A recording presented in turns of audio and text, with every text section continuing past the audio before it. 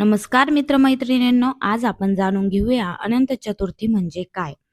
अनंत चतुर्थीला अनेक ठिकाणी अनंत चतुर्दशी असंही म्हणतात.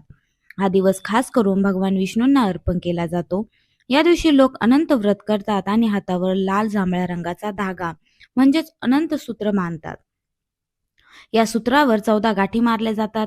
या 14 गाठी म्हणजे 14 लोक, 7 पातळ आणि 7 स्वर्ग यांचं प्रतीक.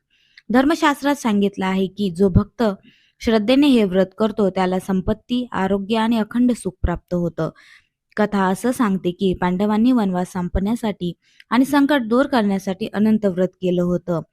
विशेष म्हणजे हा दिवस गणेश विसर्जनाच्या दिवशीच येतो, म्हणून भक्त बाप्पाला निरोप देताना अनंत देवांचं व्रत करून जीवनात स्थैर्य, शांती आणि समृद्धीची प्रार्थना करतात. म्हणून मित्रमैत्रिणींनो, अनंत चतुर्थी म्हणजेच अनंत शक्तींशी जोडण्याचा दिवस.